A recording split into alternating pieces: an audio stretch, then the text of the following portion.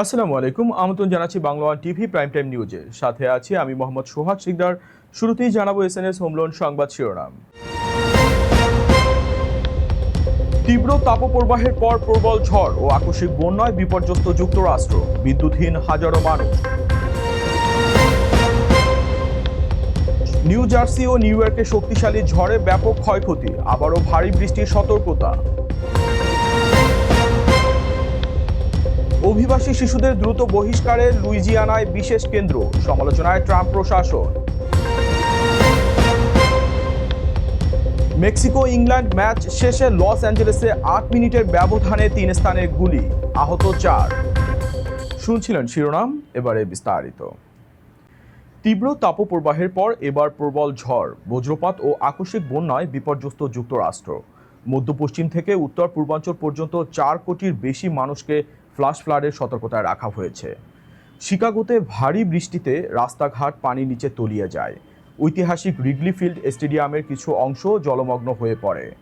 অনেক সড়ক নদীতে পরিণত হওয়ায় বেশ কয়েকটি গাড়ি আটকে যায়। নিউ ইয়র্কে দমকা হাওয়ায় সৈকতে থাকা মানুষজন নিরাপদ আশ্রয়ে ছুটে যান। লোয়ার ম্যানহাটনের ওয়ান ওয়ার্ল্ড ট্রেড সেন্টারে বজ্রপাতের দৃশ্য নজর কেড়েছে। নিউ জার্সি, ওয়াশিংটন ডিসি ও ওকলাহোমায় ঝড়ে গাছ ও বিদ্যুতের খুঁটি উপড়ে পড়ায় হাজারো মানুষ বিদ্যুৎহীন হয়ে পড়েছেন। এদিকে কয়েকদিনের তীব্র তাপপ্রবাহে শুধু নিউ জার্সিতেই অন্তত ২৫ জনের মৃত্যুর খবর দিয়েছেন কর্মকর্তারা। চরম আবহাওয়ার কারণে স্বাধীনতা দিবসের নানা আয়োজনও ব্যাহত হয়েছে। ফিলাডেলফিয়ায় তাপজনিত জরুরি অবস্থা ঘোষণা করে প্যারেড বাতিল করা হয়েছে। এছাড়া প্রতিকূল আবহাওয়ার কারণে গতকাল যুক্তরাষ্ট্র জুড়ে ৯,০০০-এর বেশি ফ্লাইট বিলম্বিত এবং ১,০০০-এরও বেশি ফ্লাইট বাতিল হয়েছে। যুক্তরাষ্ট্রের নিউ জার্সিতে সপ্তাহান্তে শক্তিশালী ঝড়ে ব্যাপক ক্ষয়ক্ষতির পর আবারও ভারী বৃষ্টির সতর্কতা জারি করা হয়েছে। ঝড়ে উপড়ে পড়েছে অসংখ্য গাছ, ছিঁড়ে গেছে বিদ্যুতের লাইন আর বন্যার আশঙ্কায় সতর্ক করা হয়েছে বাসিন্দাদের। সবচেয়ে বেশি ক্ষতিগ্রস্ত হয়েছে বার্গেন কাউন্টির প্যারামাস এলাকা। স্থানীয় প্রশাসন জানিয়েছে মাত্র কয়েক ঘন্টার ঝড়ে গাছ উপড়ে পড়া ও বিদ্যুৎ লাইনের ক্ষতি নিয়ে ২৫০টিরও বেশি জরুরি ফোন কল আসে। এরপর থেকেই সড়ক পরিষ্কার, বিদ্যুৎ পুনঃসংযোগ এবং ক্ষতিগ্রস্ত এলাকায় উদ্ধার কাজ চালিয়ে যাচ্ছে সংশ্লিষ্ট সংস্থাগুলো। স্থানীয় বাসিন্দারা বলছেন, সুপারস্টর্ম স্যান্ডির পর এমন ভয়াবহ ক্ষয়ক্ষতি আর দেখেননি। যদিও বড় ধরনের ক্ষয়ক্ষতি হয়েছে, তবুও কোনো প্রাণহানির খবর পাওয়া যায়নি। পরিস্থিতি মোকাবিলায় জরুরি অবস্থা ঘোষণা করেছেন প্যারামাসের মেয়র। এদিকে নিউ ইয়র্কের ব্রুকলিনের বিভিন্ন এলাকায় জলাবদ্ধতা দেখা দিয়েছে। শহর জুড়ে ভ্রমণ সতর্কতা জারি করেছে জরুরি ব্যবস্থাপনা বিভাগ। আবহাওয়া দপ্তর জানিয়েছে কোথাও কোথাও ৫ ইঞ্চি পর্যন্ত বৃষ্টি হতে পারে। প্রতিকূল আবহাওয়ার কারণে সড়ক ও বিমান চলাচলেও ব্যাপক বিঘ্ন সৃষ্টি হয়েছে। প্রশান্ত মহাসাগরে বছরের অন্যতম শক্তিশালী সুপার টাইফুন বাভি যুক্তরাষ্ট্রের নর্দার্ন মারিয়ানা দ্বীপপুঞ্জে তাণ্ডব চালাচ্ছে। ঘন্টায় ১৮০ মাইলের বেশি গতির বাতাস, প্রবল বৃষ্টি ও জলোচ্ছ্বাসে রোটা, সাইপান, টিনিয়ান এবং গুয়ামে জারি হয়েছে সর্বোচ্চ সতর্কতা। ঝড়ের কারণে বড় ধরনের ক্ষয়ক্ষতি, আকস্মিক বন্যা এবং দীর্ঘস্থায়ী বিদ্যুৎ বিভ্রাটের আশঙ্কায় স্থানীয় বাসিন্দাদের নিরাপদ আশ্রয়ে সরে যাওয়ার নির্দেশ দেওয়া হয়েছে। প্রশান্ত মহাসাগরে তাণ্ডব চালাচ্ছে বছরের অন্যতম শক্তিশালী সুপার টাইফুন বাভি। ঘন্টায় ১৮০ মাইলেরও বেশি গতির স্থায়ী বাতাস নিয়ে এটি যুক্তরাষ্ট্রের নর্দার্ন মারিয়ানা দ্বীপপুঞ্জে আঘাত এনেছে। আবহাওয়াবিদরা বলছেন, শক্তির দিক থেকে এটি ক্যাটাগরি ৫ হারিকেনের সমতুল্য, যা ভবন, বিদ্যুৎ ব্যবস্থা এবং অবকাঠামোর জন্য মারাত্মক হুমকি তৈরি করতে পারে। সবচেয়ে বেশি ঝুঁকিতে রয়েছে প্রায় ২,০০০ মানুষের বসবাসের দ্বীপ রোটা। সেখানে ঘন্টায় ১৫০ মাইলেরও বেশি গতির বিধ্বংসী বাতাস, ভারী বৃষ্টি এবং আকস্মিক বন্যার আশঙ্কা করা হচ্ছে। পাশাপাশি শক্তিশালী জলোচ্ছ্বাস এবং বিশাল ঢেউ উপকূলীয় এলাকাগুলোতে আরও বিপজ্জনক করে তুলেছে।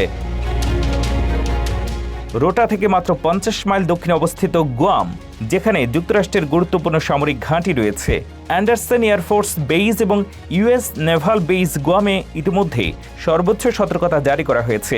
সেখানে অবস্থানরত ৭,০০০-এর বেশি মার্কিন সেনা সদস্যকে ঝড় মোকাবেলায় প্রস্তুত রাখা হয়েছে। এদিকে রোটার উত্তরে সাইপান এবং টিনিয়ান দ্বীপের বাসিন্দারাও আশ্রয় নিয়েছেন নিরাপদ স্থানে। মাত্র কয়েক মাস আগে সুপার টাইফুন সিনলাকুর আঘাতে এই দুই দ্বীপে ব্যাপক ক্ষয়ক্ষতি হয়েছিল। অনেক এলাকায় এখনও বিদ্যুৎ পুরোপুরি স্বাভাবিক হয়নি। আবহাওয়া কর্মকর্তারা সতর্ক করে বলেছেন, ঝড়ের কেন্দ্র সরে গেলেও ভারী বৃষ্টির প্রভাবে আকস্মিক বন্যা, ভূমিধস এবং বিদ্যুৎ বিভ্রাটের ঝুঁকি থেকে যাবে। তাই বাসিন্দাদের অপ্রয়োজনীয় বাইরে না যাওয়া এবং স্থানীয় কর্তৃপক্ষের নির্দেশনা মেনে চলার আহ্বান জানানো হয়েছে। বছরের দ্বিতীয় সুপার টাইফুনের এই আঘাতে আবারও বড় ধরনের ক্ষয়ক্ষতির আশঙ্কা করছে যুক্তরাষ্ট্রের প্রশান্ত মহাসাগরীয় অঞ্চল। অভিবাসী পরিবার ও একাকী শিশুদের দ্রুত নিজ দেশে ফেরাতে লুইজিয়ানায় 528 শয্যার নতুন হোল্ডিং সেন্টার চালুর পরিকল্পনা করেছে ট্রাম্প প্রশাসন। বিমানবন্দরের পাশেই গড়ে ওঠা এই কেন্দ্র থেকে নির্বাসন প্রক্রিয়া আরও দ্রুত সম্পন্ন করা হবে। তবে শিশুদের দীর্ঘদিন আটকে রাখা বেসরকারি কারাগার পরিচালনাকারী প্রতিষ্ঠানের সম্পৃক্ততা এবং মানবাধিকার নিয়ে উদ্বেগ প্রকাশ করেছে অভিবাসন অধিকার কর্মীরা। যুক্তরাষ্ট্রে অবৈধ অভিবাসীদের দ্রুত নিজেদের দেশে ফেরত পাঠাতে এক বড় পদক্ষেপ নিয়েছে ট্রাম্প প্রশাসন। লুইজিয়ানার আলেকজান্দ্রিয়া আন্তর্জাতিক বিমানবন্দরের ঠিক পাশেই গড়ে তোলা হচ্ছে 528 শয্যার একটি বিশাল হোল্ডিং ফ্যাসিলিটি বা অস্থায়ী কেন্দ্র। মূলত অভিবাসী পরিবার এবং একা থাকা শিশুদের বহিষ্কার প্রক্রিয়াকে আরও গতিশীল করতেই এই উদ্যোগ। এর আগে বিভিন্ন শেল্টার থেকে শিশুদের বিমানবন্দরে আনার সময় নানা প্রশাসনিক ও লজিস্টিক জটিলতা তৈরি হতো। অনেক সময় শিশুদের ঘন্টার পর ঘন্টা রানওয়েতে অপেক্ষা করতে হয়েছে। নতুন এই কেন্দ্রটি বিমানবন্দরের কাছে হওয়ায় সেই ঝামেলা অনেকটাই কমবে।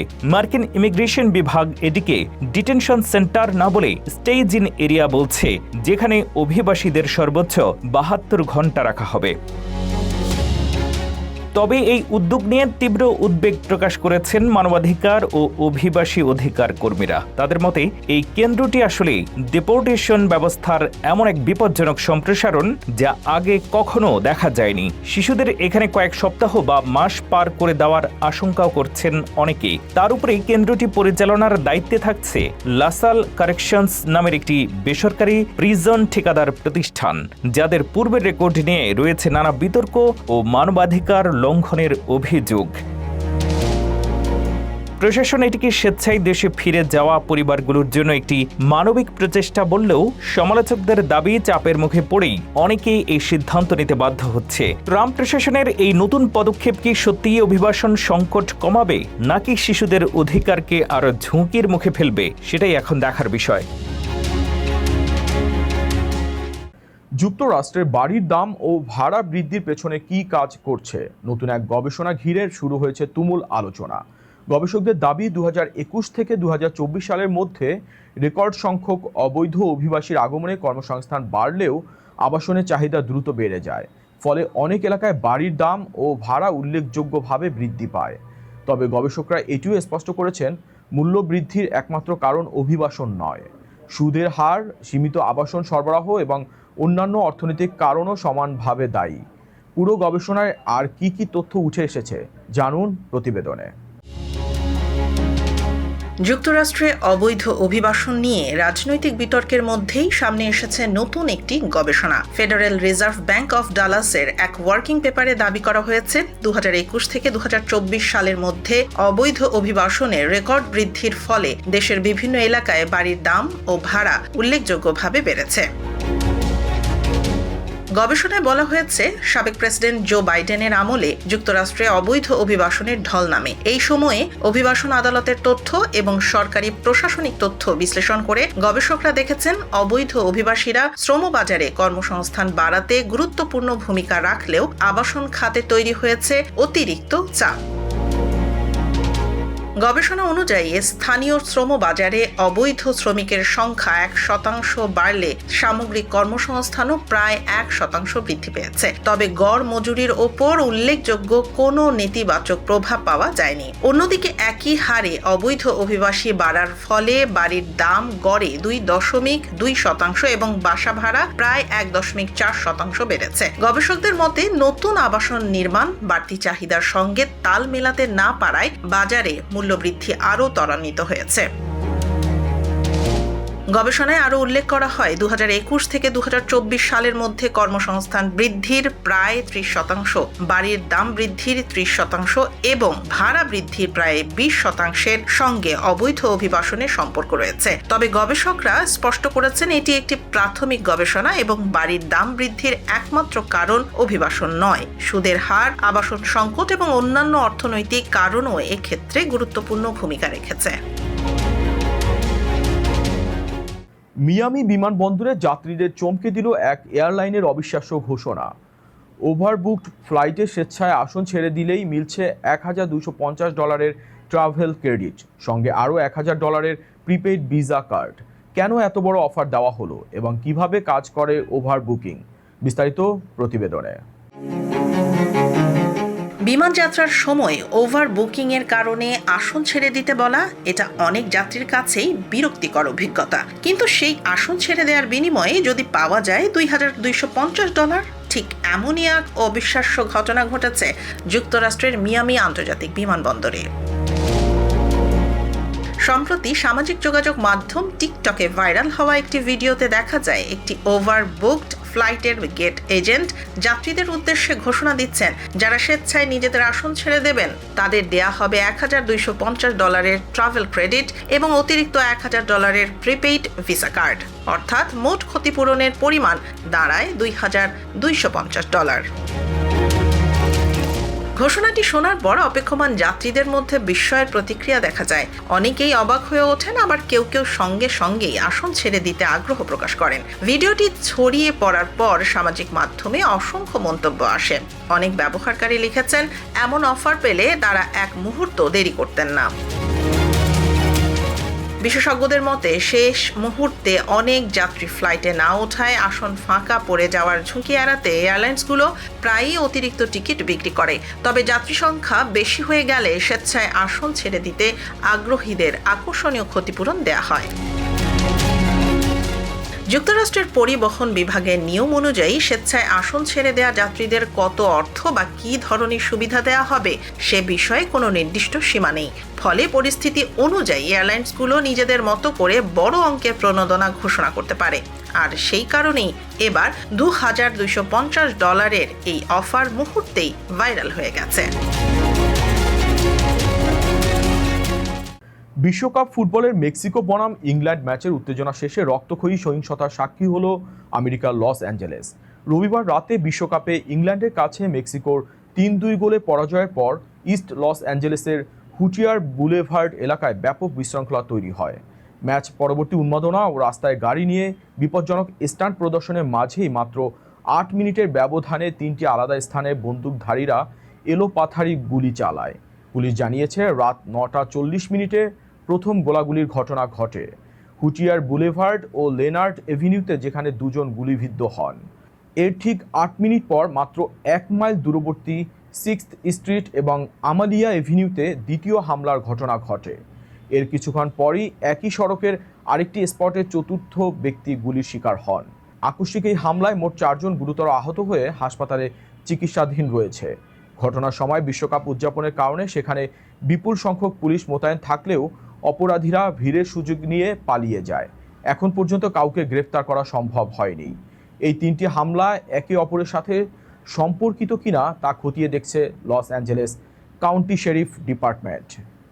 নিউ ইয়র্কের ব্রুকলিনে অবসরের মাত্র 10 দিন আগে বন্দুকধারীর গুলির মুখে পড়লেন এনওয়াইপিডির এক অভিজ্ঞ ডিটেকটিভ। পিঠে গুলি লাগলেও বুলেট প্রুফ ভেস্টে প্রাণে বেঁচে যান তিনি। সিসিটিভিতে ধরা পড়েছে পুরো হামলার রোমহর্ষক দৃশ্য। বিস্তারিত দেখুন প্রতিবেদনে। নিউ ইয়র্কের ব্রুকলিনে ঘটে গেল এক রোমহর্ষক ঘটনা। অবসরে যাওয়ার ঠিক 10 দিন আগে এক বন্দুকধারীর অতর্কিত হামলার শিকার হলেন এনওয়াইপিডির অভিজ্ঞ ডিটেকটিভ রবার্ট ক্যারল। তবে নিশ্চিত মৃত্যুর মুখ থেকে তাকে বাঁচিয়ে দিল তার বুলেট প্রুফ ভেস্ট। সিসিটিভি ফুটেজে ধরা পড়েছে সেই শিউরে ওঠার দৃশ্য। 5 জুলাই ভোর 4:15 ব্রুকলিনের ক্রাউন হাইটসের নর্থস্ট্র্যান্ড এভিনিউতে তখনও ভোরের আলো ফোটেনি। সিসিটিভি ফুটেজে দেখা যায় 18 বছর বয়সী এক তরুণ 9 মিলিমিটার সেমি অটোমেটিক পিস্তল হাতে রাস্তায় পায়চারি করছে। হঠাৎ করেই সে অস্ত্রের স্লাইড টেনে বুলেট চেম্বারে লোড করে এবং সামনে থাকা একটি আনমার্কড পুলিশ গাড়ির দিকে দৌড়ে গিয়ে গুলি চালাতে শুরু করে। গাড়ির ভেতরে থাকা সেক্স অফেন্ডার মনিটরিং ইউনিটের 4 পুলিশ কর্মকর্তা দ্রুত গাড়ি থেকে নেমে পাল্টা গুলি চালান। দুপক্ষের তীব্র বন্দুকযুদ্ধে একটি গুলি সরাসরি ডিটেকটিভ রবার্ট ক্যারলের পিঠে গিয়ে লাগে, কিন্তু অলৌকিকভাবে বুলেট প্রুফ ভেস্টের কারণে গুলিটি তার শরীর ভেদ করতে পারেনি। হামলা চালিয়ে পালিয়ে যাওয়ার সময় পুলিশ ধাওয়া করে রজার্স এভিনিউতে তরুণটিকে টেজার দিয়ে পরাস্ত করে এবং অক্ষত অবস্থায় গ্রেফতার করে। ঘটনাস্থল থেকে পুলিশ হামলাকারীর ব্যবহৃত পিস্তলটি উদ্ধার করেছে। 3 সন্তানের জনক ডিটেকটিভ ক্যারল বর্তমানে হাসপাতালে চিকিৎসাধীন এবং তিনি সম্পূর্ণ সুস্থ হয়ে উঠবেন বলে জানিয়েছেন চিকিৎসকরা। ঘটনার আকস্মিকতায় পুলিশ কর্মকর্তারা বডি ক্যামেরা অন করারও সুযোগ পাননি। এই ঘটনায় পুরো নিউ ইয়র্ক জুড়ে চাঞ্চল্য সৃষ্টি হয়েছে। নিউ ইয়র্কের ম্যানহাটনে দ্রুত বাড়ছে লিজিওনেয়ার্স রোগের সংক্রমণ। কয়েকদিনের ব্যবধানে আক্রান্ত বেড়ে হয়েছে 14 জন। স্বাস্থ্য কর্মকর্তারা সংক্রমণের উৎস খুঁজতে ব্যাপক তদন্ত শুরু করেছেন। কারা সবচেয়ে বেশি ঝুঁকিতে, কী লক্ষণ দেখা দিলে সতর্ক হবেন এবং কেন জারি হয়েছে নতুন স্বাস্থ্য সতর্কতা, জানুন বিস্তারিত প্রতিবেদনে। নিউ ইয়র্কের ম্যানহাটনের আপার ইস্ট সাইডে দ্রুত বাড়ছে লিজিওনেয়ার্স রোগের সংক্রমণ। সর্বশেষ তথ্য অনুযায়ী কার্নেগি হিল ও ইয়র্কভিল এলাকায় আক্রান্তের সংখ্যা বেড়ে দাঁড়িয়েছে 14 জন। কয়েকদিন আগেও যেখানে আক্রান্ত ছিলেন মাত্র 2 জন, সেখানে অল্প সময়ের মধ্যেই সংখ্যা 7 গুণ বেড়ে যাওয়ায় উদ্বিগ্ন স্বাস্থ্য কর্তৃপক্ষ। নিউ ইয়র্ক সিটি স্বাস্থ্য বিভাগ জানিয়েছে জুনের শেষ দিক থেকে যারা 10028, 10128 এবং 10075 জিপ কোড এলাকায় বসবাস করেছেন, কাজ করেছেন বা ভ্রমণ করেছেন এবং জ্বর, কাশি কিংবা শ্বাসকষ্টের মতো উপসর্গ দেখা দিচ্ছে, তাদের দ্রুত চিকিৎসকের পরামর্শ নেওয়া উচিত। স্বাস্থ্য কর্মকর্তাদের ধারণা, কোনো একটি ভবনের কুলিং টাওয়ারে লিজিওনেলা ব্যাকটেরিয়ার সংক্রমণ থেকেই এই প্রাদুর্ভাবের সূত্রপাত। তবে এখনও নির্দিষ্ট উৎস শনাক্ত করা যায়নি। ইতিমধ্যে এলাকা জুড়ে থাকা সব কুলিং টাওয়ার পরীক্ষা শুরু হয়েছে। বিশেষজ্ঞদের মতে লিজিওনেয়ার্স রোগ মানুষ থেকে মানুষে ছড়ায় না এবং সময় মতো শনাক্ত হলে অ্যান্টিবায়োটিকের মাধ্যমে সফলভাবে চিকিৎসা সম্ভব। তবে 50 বছরের বেশি বয়সী ব্যক্তি, ধূমপায়ী এবং দীর্ঘমেয়াদী ফুসফুসের রোগে আক্রান্তদের ঝুঁকি বেশি। এখন পর্যন্ত এই প্রাদুর্ভাবে কোনো মৃত্যুর খবর পাওয়া যায়নি। তবে স্বাস্থ্য বিভাগ সতর্কতা অবলম্বনের পাশাপাশি জানিয়েছে গোসল, রান্না বা এয়ার কন্ডিশনার ব্যবহার নিরাপদ এবং সাধারণ মানুষের জন্য সামগ্রিক ঝুঁকি এখনো কম। ইরানের নিহত সর্বোচ্চ নেতা আলী খামেনির জানাজায় যোগ দিয়ে আলোচনায় মার্কিন রাজনৈতিক কর্মী কেলা ওয়ালস। খামেনিকে সর্বশ্রেষ্ঠ সাম্রাজ্যবাদ বিরোধী নেতা বলে তার মন্তব্য ঘিরে শুরু হয়েছে তীব্র বিতর্ক। কেন তিনি এমন মন্তব্য করলেন এবং এ নিয়ে কি প্রতিক্রিয়া তৈরি হয়েছে, জানুন বিস্তারিত এই প্রতিবেদনে। যুক্তরাষ্ট্রের এক সময়ের আলোচিত ডেমোক্রেটিক যুবনেত্রী কেলা ওয়ালস এবার সরাসরি ইরানে হিজাব ও ঐতিহ্যবাহী পোশাক পরে তিনি অংশ নিলেন ইরানের নিহত সর্বোচ্চ নেতা আয়াতুল্লাহ আলী খামেনির জানাজায়। শুধু তাই নয়, খামেনিকে নিজের জীবনের সেরা সাম্রাজ্যবাদ বিরোধী নেতা বলেও আখ্যা দিলেন এই মার্কিন তরুণী। গত 28 ফেব্রুয়ারি ইসরায়েলি বিমান হামলায় নিহত হন ইরানের সর্বোচ্চ নেতা আয়াতুল্লাহ আলী খামেনি। তার মৃত্যুতে ইরানে শুরু হওয়া 6 দিনব্যাপী রাষ্ট্রীয় জানাজা অনুষ্ঠানে যোগ দিতে লেবানন থেকে তেহরানে পৌঁছান 22 বছর বয়সী আমেরিকান অ্যাক্টিভিস্ট কেলা ওয়ালস। ইরানের রাষ্ট্রীয় গণমাধ্যম প্রেস টিভিকে দেয়া এক সাক্ষাৎকারে কেলা বলেন, খামেন ছিলেন বিশ্বের সেই সব মানুষের নেতা যারা সাম্রাজ্যবাদ, অহংকার, জায়নবাদ এবং গণহত্যার বিরুদ্ধে লড়াই করছে। যুক্তরাষ্ট্রের বোস্টনের এক উচ্চশিক্ষিত পরিবারে জন্ম নেয়া কেলা এক সময় মার্কিন রাজনীতিতে বেশ পরিচিত মুখ ছিলেন। মাত্র 14 বছর বয়স থেকে রাজনীতিতে জড়িয়ে তিনি সিনেটর এলিজাবেথ ওয়ারেন এবং বোস্টনের মেয়র মিশেল উ এর নির্বাচনী প্রচারণায় গুরুত্বপূর্ণ ভূমিকা রেখেছিলেন। তবে সাম্প্রতিক বছরগুলোতে উগ্রপন্থী ও ইহুদি বিরোধী কর্মকাণ্ডের জন্য মার্কিন যুক্তরাষ্ট্রে গ্রেফতারও হয়েছিলেন তিনি। 2023 সালের 7 অক্টোবরের হামলার পর থেকেই ক্যালা ওয়ালশ মার্কিন নীতি ও সামরিক অভিযানের কড়া সমালোচনা করে ইরানের ইসলামিক শাসনের পক্ষে জোরালো প্রচার চালিয়ে আসছেন। জানাজায় অংশ নিয়ে ক্যালা দাবি করেন আমেরিকার সাথে চলমান যুদ্ধে ইরান জয়ী হয়েছে এবং মার্কিন যুক্তরাষ্ট্র ইতিহাসের সবচেয়ে বড় অপমান ও পরাজয়ের মুখোমুখি হয়েছে। খামেনির কঠোর শাসনের কারণে হাজার হাজার বিক্ষোভকারীর মৃত্যুর যে অভিযোগ মানবাধিকার সংস্থাগুলো তুলছে তা উপেক্ষা করেই ক্যালা খামেনিকে একজন নম্র মানুষ হিসেবে বর্ণনা করেন এবং তার আদর্শ আমেরিকায় ছড়িয়ে দেওয়ার আহ্বান জানান। এই ছিল Bangla one TV prime time নিউজে। পরবর্তী প্রাইম টাইম নিউজ দেখার আমন্ত্রণ জানিয়ে বিদায় নিচ্ছি আমি মোহাম্মদ সোহাগ সিকদার। এতক্ষণ সাথে থাকার জন্য ধন্যবাদ।